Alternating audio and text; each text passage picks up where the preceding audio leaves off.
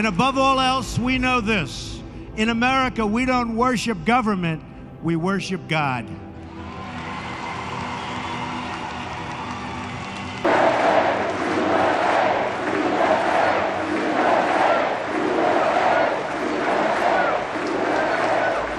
There's a mystery at the heart of American politics, a question that divides families, ignites debates, and fuels an almost primal rage. The American founders invoked our Creator 4 times in the Declaration of Independence.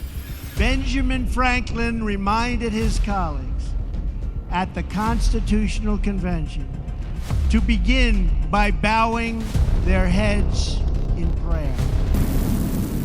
Why do so many despise Donald Trump?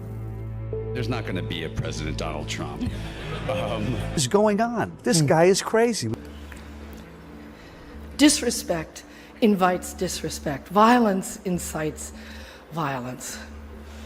When the powerful use their position to bully others, we all lose. In this video, Dr. Jordan Peterson sheds light on this phenomenon, arguing that the hatred toward Trump is not just about political differences, but a clash rooted in class, elitism, and a deepening distrust in American institutions. The degree of animosity that people have for Trump is actually somewhat of a mystery to me. I can't quite crack it.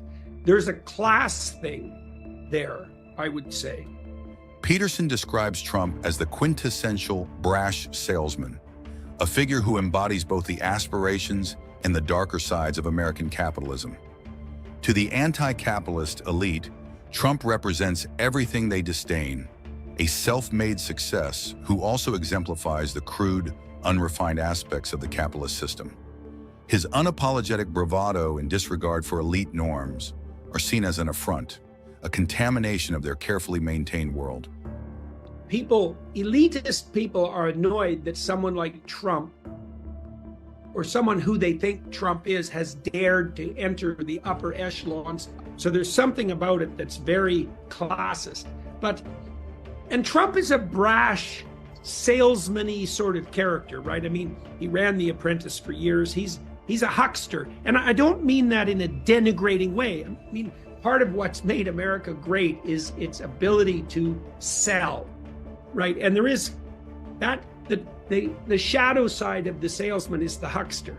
And Trump straddles the line between salesman and huckster. And that also irritates, especially anti-capitalist, elitist, leftist types. To the elites, Trump is not just an inconvenience, but a profound affront, whose coarse language, unapologetic bravado, and blatant disregard for societal norms threaten the very foundations of their carefully curated world of sophistication and restraint, embodying the crassness and vulgarity they desperately seek to distance themselves from. But that's not all. There's more. What is it? Is it Trump's rough edges? There's that. Is it his proclivity to bully, which he does, and very effectively and sometimes very usefully? It's that. He's déclassé, you know, and the elite types really hate that. They feel that he's contaminating their domain. It's something like that. But it's very mysterious, and there's multiple levels to it. But Peterson's analysis goes deeper, revealing a growing fear among Trump's supporters, fear of being persecuted for their political beliefs. This fear is not unfounded. And the Trump voters think, and rightly so, well, if they're going to persecute the person I voted for and would like to vote for again, what's to stop them from persecuting me? And that is a perfectly valid question. It's horrible. It's horrible. It's really bad. And I see it with no joy whatsoever. Peterson's exploration of this phenomenon goes beyond Trump as an individual. It paints a picture of a nation grappling with its identity, teetering on the brink of a fundamental transformation. Look, one of the things that's terrible, this is terrible, is that trust in major institutions has been unbelievably weakened in the last 5 years. Many people don't trust the medical establishment. Many people don't trust the psychological community. Many people don't trust higher education or media or government. Or the judiciary. This is not good. Societies where trust collapses become impoverished and imperiled. It's really bad. And that sort of institutional trust is extremely difficult to develop and to maintain. It's the wealth of the West is really its high levels of trust and honesty. That's the fundamental natural resource.